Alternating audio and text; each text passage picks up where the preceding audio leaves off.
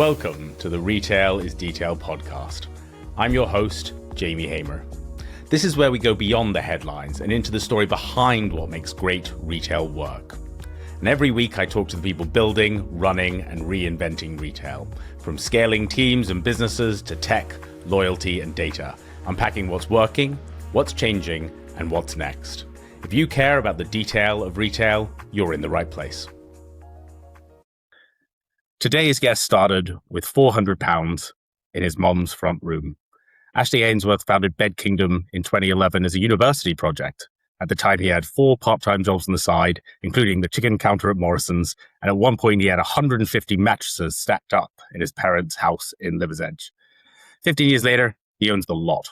The brands, the designs, the warehouses, 50 million of revenue projected this year, and officially one of the fastest growing companies in Britain. And he's never taken a penny of outside money. And here's the bit I find most interesting. While most of retail is still talking about AI, Ashley has wired it into the heart of his customer service, and it's working. Ashley Hainsworth, welcome to the Retail is Detail podcast. It's great to be here today, Jerry. Thanks, Ashley. There's a story that your first £400 was Airbnb money. Is that true, or where did it really come from? That's not true. I have no idea where that came from. £400 was Morrison's chicken counter, and at the Frontier nightclub. Okay.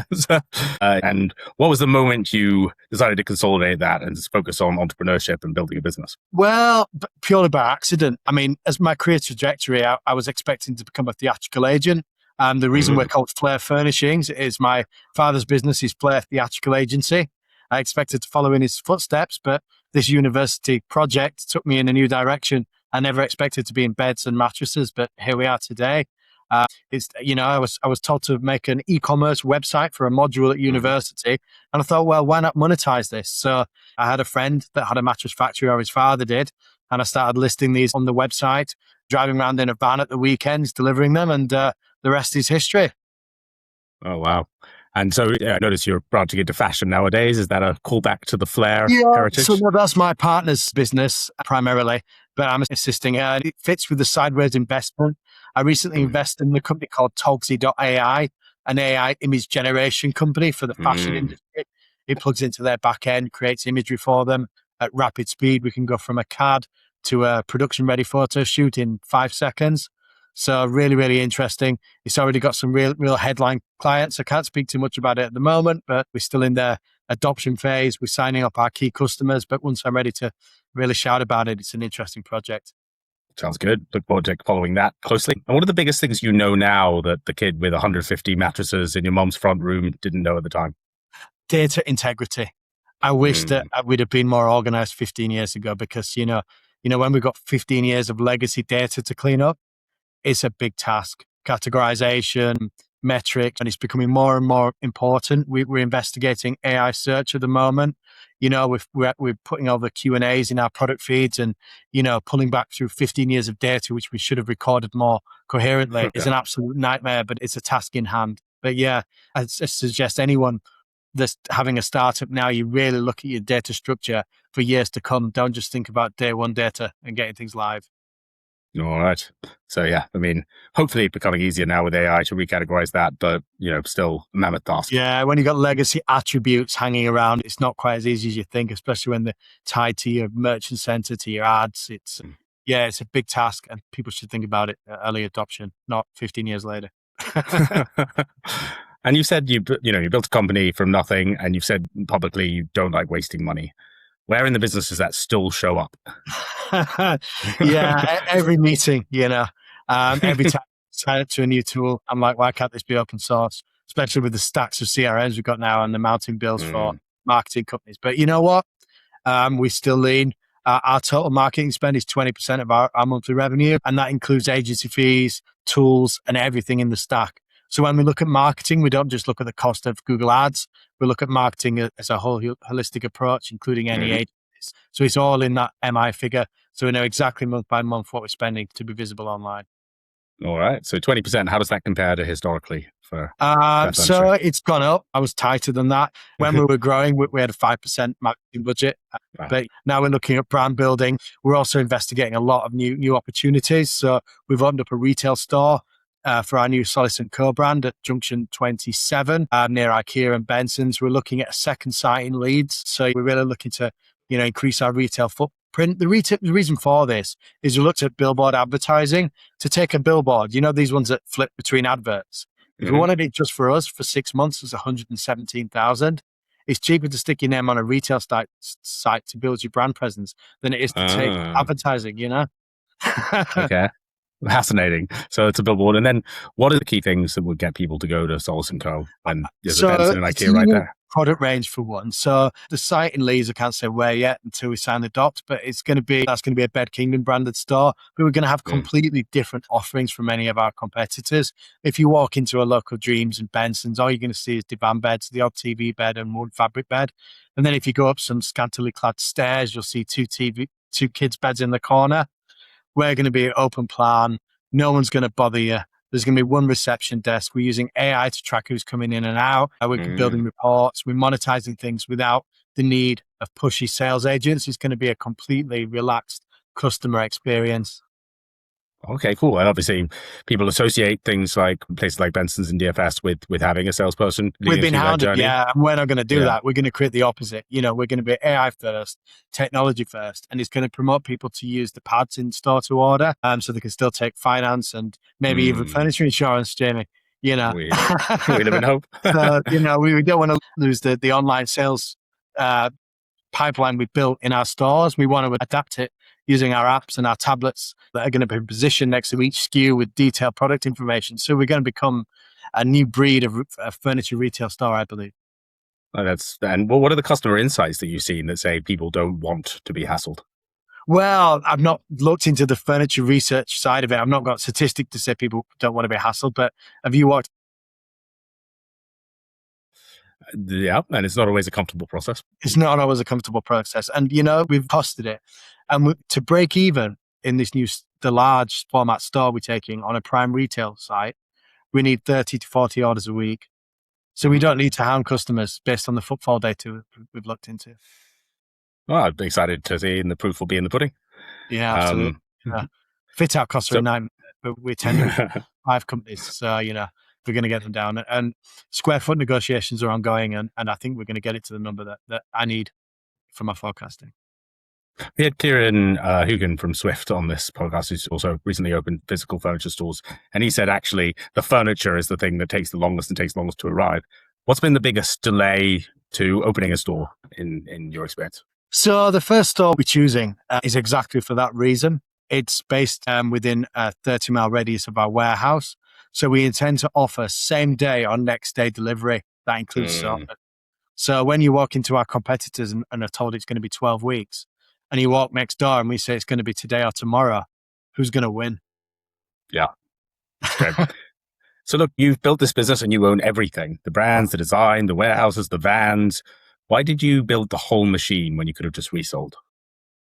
Because I believe that if you look at businesses like AO.com, when it was sold, the value in that business was the infrastructure that it owned. And if you're outsourcing all your infrastructure, I think you're outsourcing your value. We've got 5 vans on the road, as you rightly say, and we're doing a percentage of our own deliveries now. We still rely heavily on our delivery partners, and we always will. But owning part of your infrastructure, and this adds value to your business, to any future investor, and it increases your multiples. So it's definitely worth doing. And reading between the lines, does that mean you are going to look to sell Bed Kingdom at some point? No, I mean, as long as my heart's still beating, I'm still working. Yeah, well, I've got no exit strategy, and we've got no short-term interest in vulture capitalists. Very clear. So you've got the 6 brands now. At what point does a new line product or a product deserve its own brand? So it's a very pragmatic approach, but I'll give you a headline overview. So we've got Recoil, which is our gaming brand. We have Solis & Co., which is our high-end brand. Flair Furnishings, which is our general merchant. Bed Kingdom, which is our retail brand. And then Cuckooland, which is our other retail brand. Bed Kingdom is obviously a bed specialist. Cuckooland is our general specialist. But we feel we need these brands for price points. Plus, remember, we do a heck of a lot of B2B business. Only 87% of our revenue is now attributed to B2C. B2B is a growing, part of our portfolio, and we support many major high street retailers. Mm. And let's talk about Cuckooland. So you bought that business out of liquidation after a cyber attack, almost killed it. But what do you actually get when you buy a dead competitor? So I didn't see it as a dead competitor. I think what Cuckooland did in terms of branding, marketing, and the overall look and feel of the business was very, very good. It was much more mid to high market than Bed Kingdom was at the time. They were selling garden pods during COVID at 30 grand a pop, whereas we didn't have any products at that sort of retail value. So I believed in it to add a higher value brand to our collection, and it's worked. Cuckooland was a very good investment, and the stock value that we acquired once we liquidated and sold it, actually paid for that investment within 3 months. Very nice. How do you become aware of an opportunity like that? How does it cross your desk? We have M&A advisors and there's lots of people that constantly contact us with opportunities, and I never say no to anything. Is my problem. I never see an opportunity. I have to speak to my CFO and he'll say, Ashley, don't do it. And I have to say, sorry, Julian, you need to find a way to make it work. I have the same problem at the same time, I think, but we have a great relationship. And how do you choose a person like that to be your right hand? Like, how do you know that you're Why getting the did right I choose person? Julian's, amazing. He was the CFO of Oak Furnitureland. He took them to nothing to where they are today before it got broken apart by the vulture capitalists. So the right man for the job. They took it from an independent. He took another version of me and someone I admire to where they became. So I'm hoping Julian can do the same for me. Right. Very exciting. And you've never taken outside money. Have you considered it? And what have been we've had conversations, but I don't want somebody on my board. I don't want to be less agile. We're a mid-size enterprise, I think it's fair to say now, but we still act like the small business that was founded 15 years ago. We make quick decisions. Everyone has complete autonomy. I have a good board of directors and they're very motivated. They're motivated because they share 10% EBITDA every year. That's a big fat bonus. And that's going to grow and grow as the company does. I also gave my chief operating officer 5% of the business gifted, even covered his tax on the deal to make sure he's just as invested in the growth of the business as I am. So I'm no longer a director. I just keep an eye on things and everyone else pushes in their respective departments as hard as they possibly can. And how do you get comfortable with that level of delegation when it's your baby and you built it from scratch? I find it difficult to let go, but it was the best thing I ever did. My buying director, Josh, is a good example. He's the one that's grown us sideways into new categories that I would have never explored. I mean, I was great at designing kids' beds. I used to design my own products back in the day, but he understood parents want more storage and they want to make better use of the space. I was good at structural things, but design things was really not my thing. I mean, before Josh came along, everything was white or grey. Now we have a multitude of colours and it's working, more premium designs rather than just focusing on solving the problem. We're solving the problem with an artistic flair now, and that's thanks to my buying director. We've also moved into dining this year. As of yesterday, we've sold 73% of the range, and we're not even through the season yet. That's garden and outdoor, sorry. And dining, we've moved into sofas, you name it. He's exploring it, and he's brilliant at it. And I wouldn't have been able to do that alone because I've not got that. He'll tell me that this type of green is nowhere near as good as this type of green, and I'd have had no idea. So it's finding the right people that are better than you to bring the business along. And I'm very, very fortunate to work with many of them. And my CEO, for example, is very young. I mean, Levon Hall was a roofer, commercial roofer, but unfortunately he spent more time in the nets than on the roof. So, it's a very good job. He's now my chief. How do you spot talent like that in unexpected places? Well, I look in strange places, like roofers, for example. But no, he came on as an apprentice originally.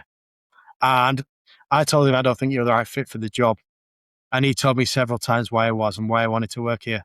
And he earned my respect and earned his place in the business. All my board have been promoted from within, with the exception of Josh, which came from a competitor. But everyone's worked their way up the ladder. And, I think that shows. And everybody sees opportunity rather than a glass ceiling. That's great.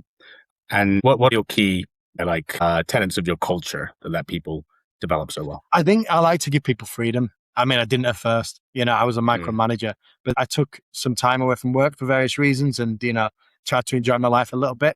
And the second that happened and I stopped delegating and micromanaging everybody, things started to flourish. And I realized that being on top of everybody all the time for every little detail was not the best use of my time.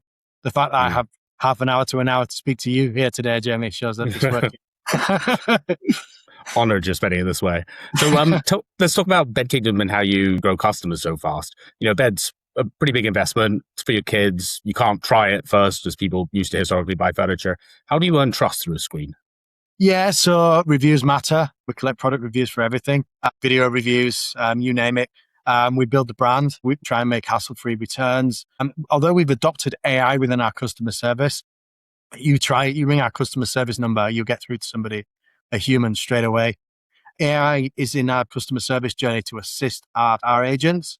It's certainly never to replace them. It's so we can serve our customers better. Our AI policy at Bed Kingdom is people first. AI may help with the speed, but the people deliver the results. Mm.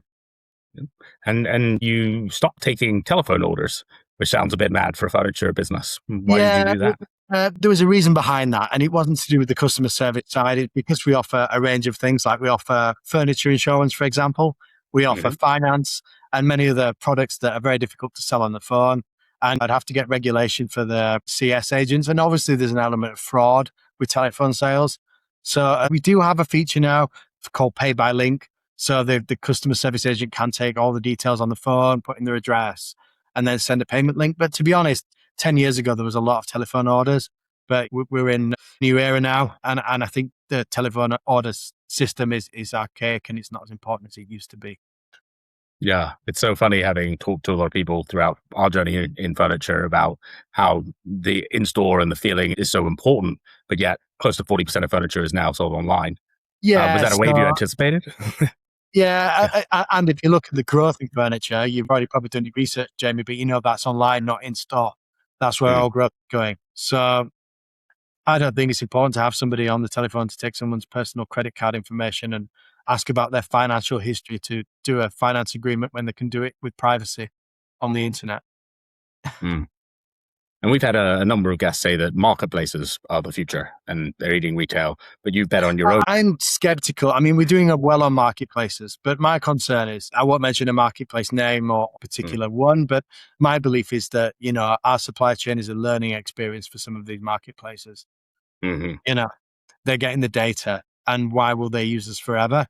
So I think, marketplaces is something to approach with caution and still focus on building your brand and your reputation alongside. And your product descriptions on your page are unusually detailed. Is that a selling tool or a returns prevention tool? Both. We don't want customers to have any unanswered questions. We're also building out Q&As. We were sloppy. It comes back to my data point early in our journey. When we're answering questions via our contact form or via our telephone, we should be logging every single one of these and publishing it on those product pages. And now we're doing a data exercise of going back for the last 5 years to try and harvest this data and publish it. So every question and answer is there on that product page, along with all the data. We're also working on something pretty cool at the moment. Paolo, our e-com director, is where we're going to have a shopping assistant embedded on the product pages where you can ask it anything. So not just a live chat. Forget about live chat for where's my order. We're working on that too. But this is going to be a live shopping assistant powered by AI, answering any question based on our knowledge database and all the information we have from being a 15-year-old company. And will it take you to a different product if it feels like it's a better fit for you? I don't know is the answer to that question. Paolo Rizzo, we got him on a sponsor license from Italy. I like to describe Paolo as a mad genius. He's brilliant. The things, we tried VR on our website where you open your phone and Paolo did some market research and said, actually, this is crap. No one's using it.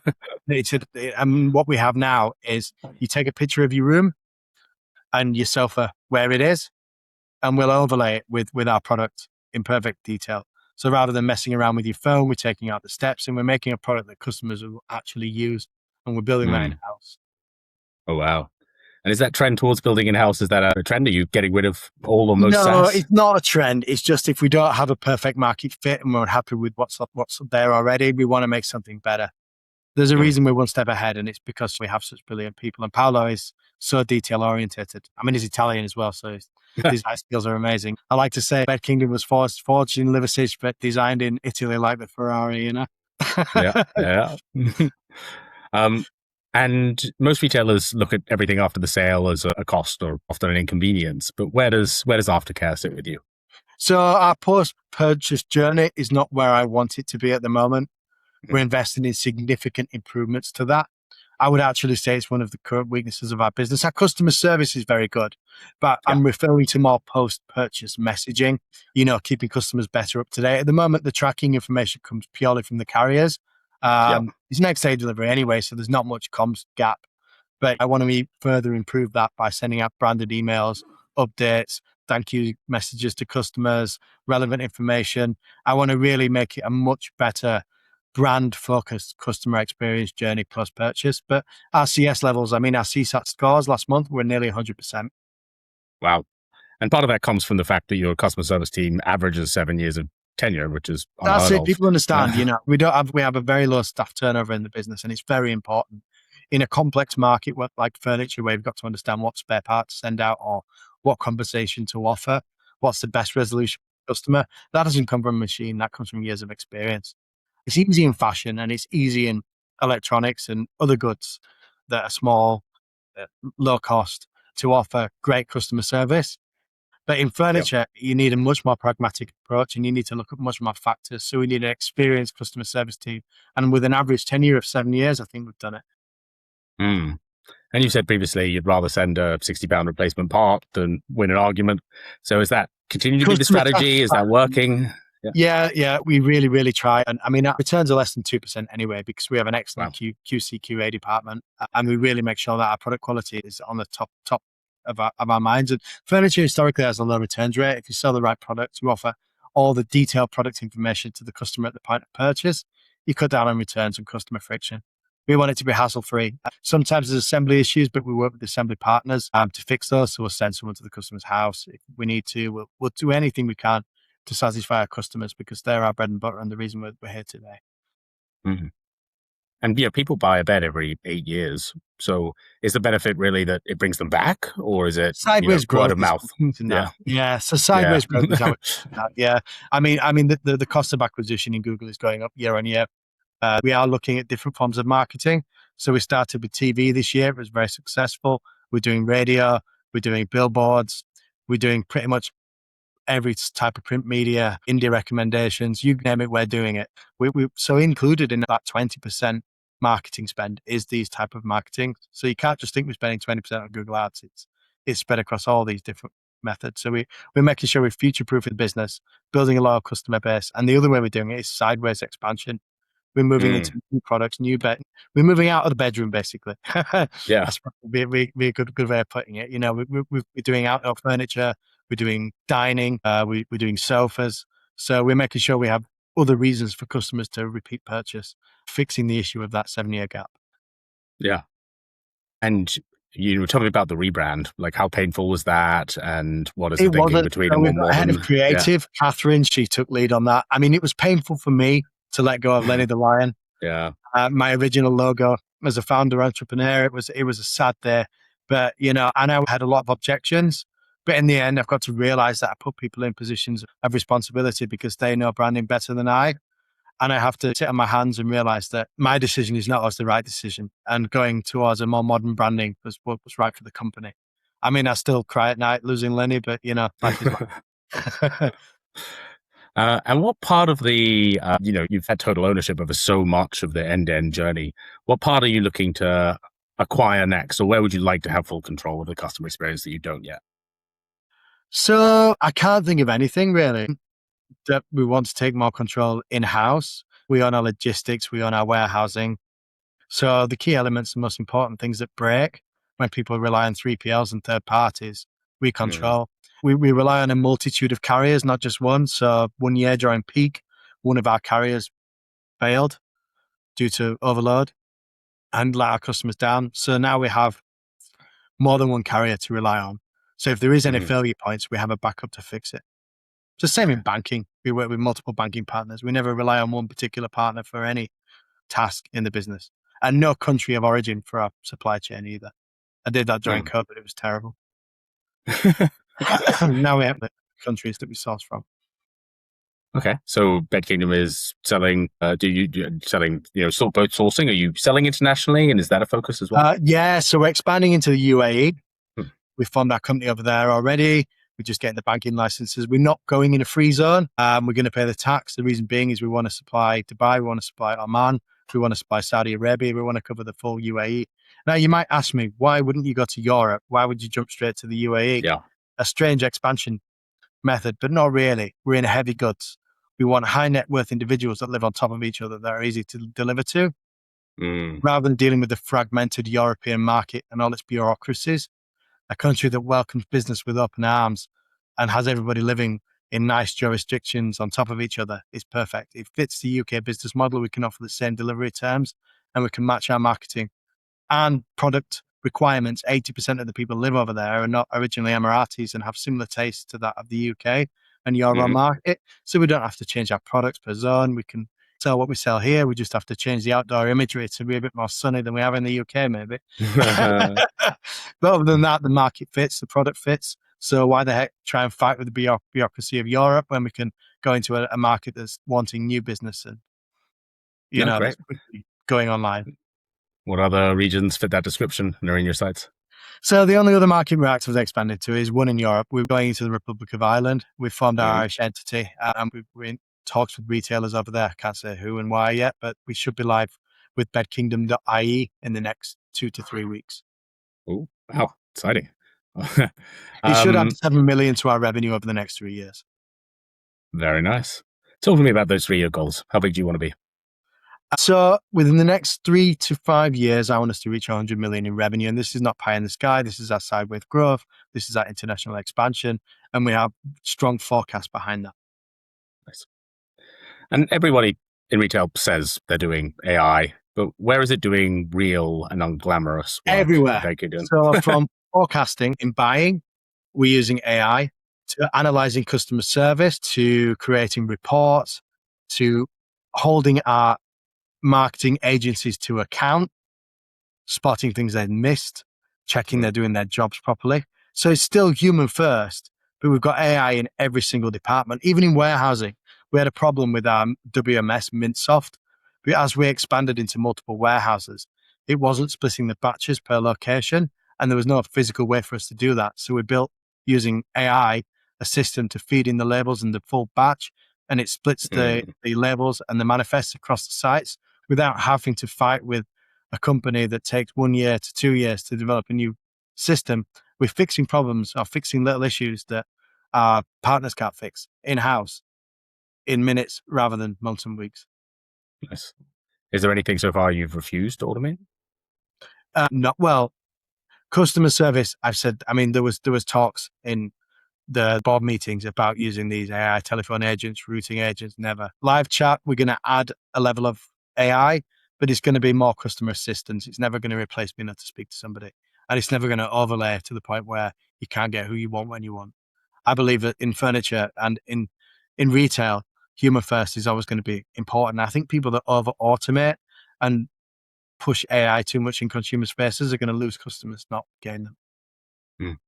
Is there anywhere so far where AI has let you down? I can't think of any, to be honest. Apart from being autonomous email reply loops where you've got someone else using Claude in the background to manage their inbox and we're firing nonsense to each other for half an hour now and again. Yeah. Other than that, yeah, it's going pretty well. Yeah, and it's always a cultural shift, right? Yeah, the creative and buying were the most difficult people to convince. But as I've shown them that, listen, this isn't about you or them. This is about making you work more efficiently and faster. I've slowly managed to get them on board. If we generate assets for campaigns using AI, we'll first upload our brand guidelines. Our creative directors will get the sign-offs. So it's not a case of just generating AI assets for marketing. It's our marketing team working with AI to generate assets. That's look great. at Rightmove. Rightmove, they wanted to sell properties online, right? But how did they do it? They didn't fight against the market. They only let estate agents list the products, and they only, and that's how they fought against the market to make sure that people would actually embrace the product and that the industry would accept it rather than working against it. I'm sure they've got future plans now, but instead of fighting against an industry, I think you work with it. And that includes internal teams.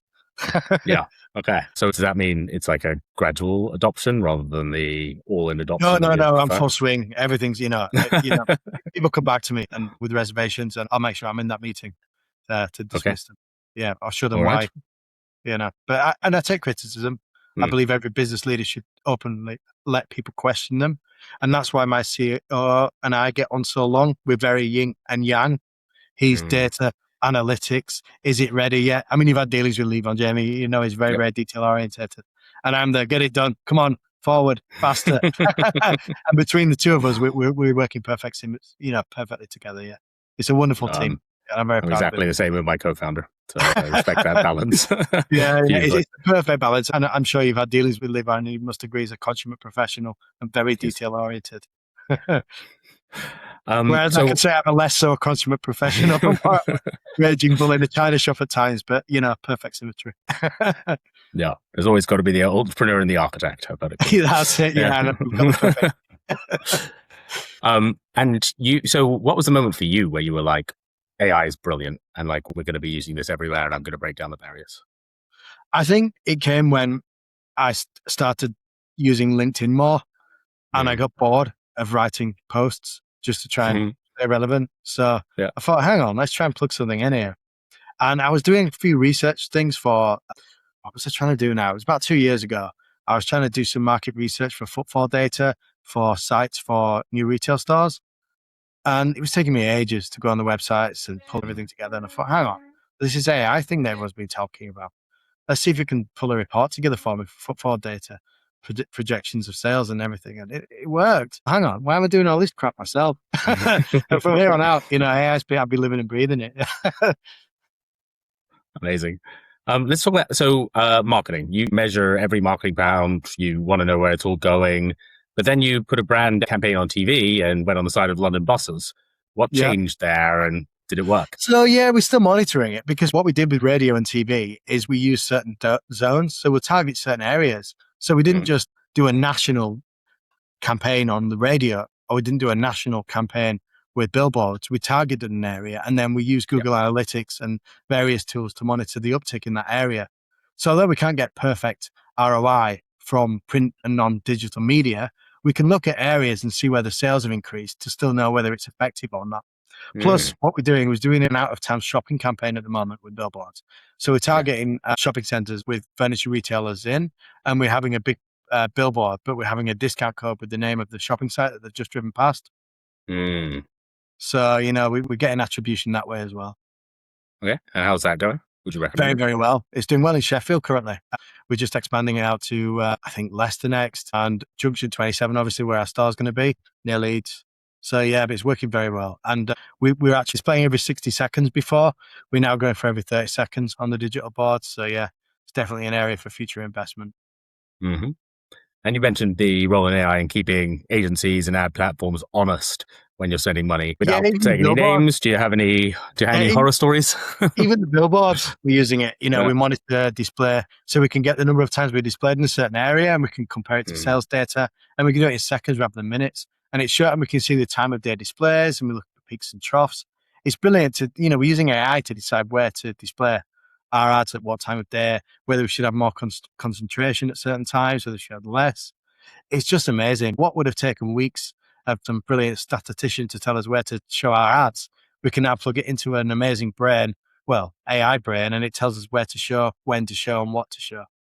It's just incredible. And I think people that don't adopt AI are the ones that are going to be left behind. And is your analysis showing you that some of the channels that might be considered old school, like radio and TV, are actually becoming decent returns on investment?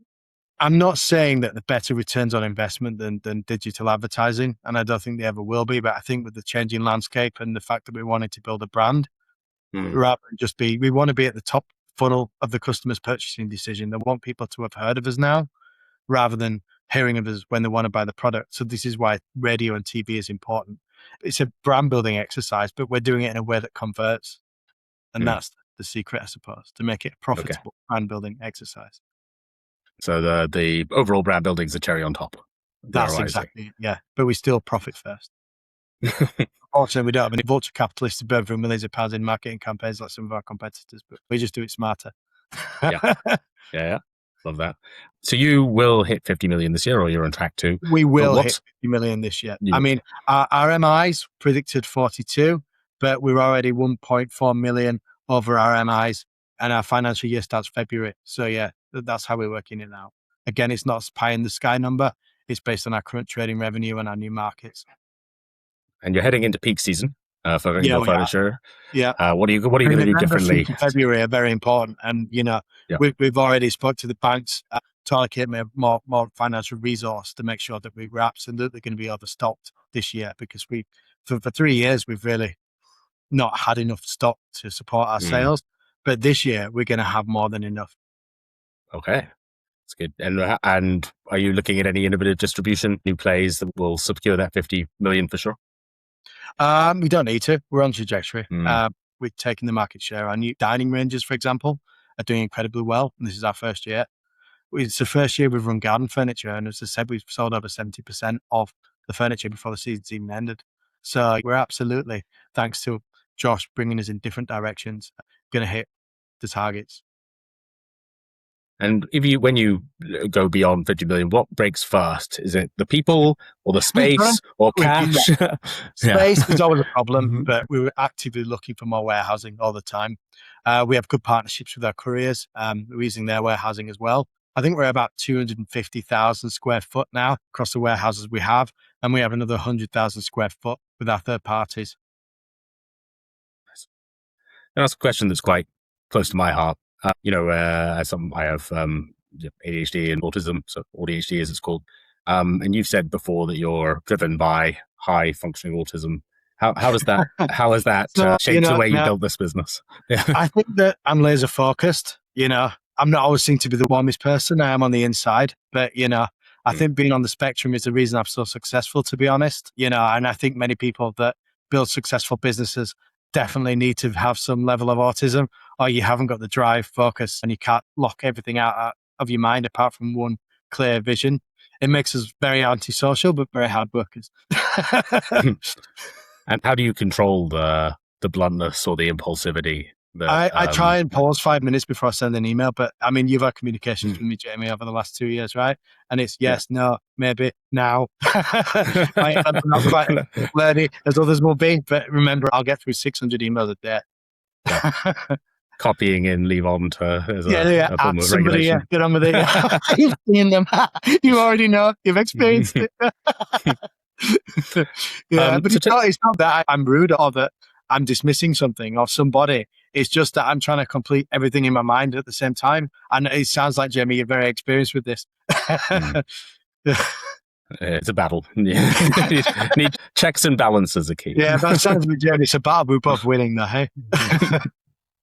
And then talk to me about looking, let's say this is another 5-year journey, 100 million plus, and maybe you sell, maybe you don't. You look back on it. What do you want to people to think about Bed Kingdom and about you and about the empire, including this fashion brand that you built? I want people to remember that we have basically zero staff turnover, and that nobody in my company's on minimum wage. The jobs we've created that didn't exist in an area where jobs don't exist. We were recognised in Kirklees as one of the fastest growing companies, along with the Financial Times. And the fact that we're employing over 100 people, that many of which, especially in warehousing and distribution, wouldn't have had opportunities elsewhere. And the fact we're bringing digital to West Yorkshire. I'm working with Kirklees Council at the moment. We're looking to open an AI business incubator in the second floor of one of our warehouses in Liversedge. Give this space free to new entrepreneurs, to not just be stuck in a university or one of these innovation hubs, to be able to be in a live business. And I'm hoping to bring more entrepreneurial minds out of glass boxes in Leeds into a big industrial warehouse in West Yorkshire. And I think it'd be amazing to watch these people flourish, support them at zero cost. And maybe there'll be some investments from me in the future. You never know. Cool. But you're not going to be a vulture capitalist, right? This is no, never. No, it's a supportive angel. Humanity first, I'll invest fairly and with support and supportively. I don't intend to asset strip people like these horrible companies do often. I love the industry, by the way. It's full of amazing people with very financial backgrounds. I don't want to. I just don't think I want a 12-year-old from Eton telling me what to do quite yet. And what's the best piece of advice that a mentor has given you along this journey? I think the best piece of advice was when I was quite young, and it came from one of my lecturers at university. And it's never be afraid to ask for help, especially from other entrepreneurs, because you'd be surprised that they'd be interested to help you. And it's the same with me. If someone young, keen, wanted to be successful, asked me for advice, I'll spend hours with them, giving them whatever they want, because you've been there, right? And having the opportunity to help other people, I think for people like me and you is exciting. A new challenge for people like me and you is exciting. So I suppose in some ways, don't be afraid to ask. Don't be afraid to speak to people that you wouldn't think would give you the time of day, because you'd be surprised for the answer. And don't cancel yourself before sending that email or making that phone call. What's a great example of you asking for help when you needed it that you might not have otherwise? I suppose later on in life, I didn't really take that advice that well, but recently I've started to join a lot of places like Vistage. So I'm a member of Vistage now. I've recently looked at joining the YPO as well. So, and I'm joining the Chamber of Commerce. I'm also actively trying to be more involved in the local council and supporting job creation. I've reached out to my old university, the University of Huddersfield. I'm hoping to be more involved with them. So I'm sort of, but early on, I did speak to a lot of people. I can't think of particular examples, but I was hovering over that send button thinking, should I ask this or will they want to deal with me? In the early days, it was getting suppliers on board, I suppose. Be brave enough to ask them to supply me when everyone hated the internet. You got to remember in furniture in 2011, we were seen as the sworn enemy, the price margin destroying evil people. And everyone hated us. And I had to walk onto that stand and ask them to supply us. One time, someone even threw my business card on the floor and said, "We don't deal with you, you internet scumbags." So I kindly walked over, picked up my business card and said, "I'll take that back if you don't need it. It cost me 4 pence." I wonder what that person is doing now. I mean, and I suppose it's about that really. It's taking rejection and turning it into a positive, And actually, you must have some crazy stories from the time building this business, but what's the story that you tell the most or you consider to be your craziest story from working in retail? The craziest, right, I don't know how this is going to land. So once we had a customer complaint, one of our third-party delivery companies. This was many years ago. And he said, "Your driver has been to the toilet in my garden." I'll cut a long story short, but I thought it was a number one. Yeah. And the remaining customer remark was, "He didn't even wipe." So, that's the craziest thing I've ever had to deal with. And that could have gone public. Bed Kingdom makes a special delivery. So I had to manage that one very carefully. We sent somebody to sort it out. We sent some flowers to the customer's house and we never used that logistics company again, but I'll never mention the name of them. Totally. That's rogue. Well, yeah, if you want a funny story, there's one of them. Yeah, that was a difficult thing to manage. Well, we've covered a lot of ground. For a Friday afternoon at 2:00. Yeah. Actually, Hainsworth, thank you for that. And thank you so much for all the insight. I appreciate you coming on the Retail is Detail podcast. My pleasure, Jamie. Thank you for the invite. Have a wonderful day. Thank you. That's it for today's episode of Retail is Detail. This show is brought to you by Loxa. We are on a mission to protect every retail customer everywhere. We help retailers and brands offer product protection seamlessly, online and in store, across every major platform and in every insurable category. Find out more at loxacover.com. You can catch every Retail is Detail episode on YouTube, Spotify and Apple Podcasts, or at retailisdetailpodcast.com. And please follow us on LinkedIn, TikTok, and Instagram for daily insights from the show. I've been your host, Jamie Hamer. Thanks for listening, and see you next week.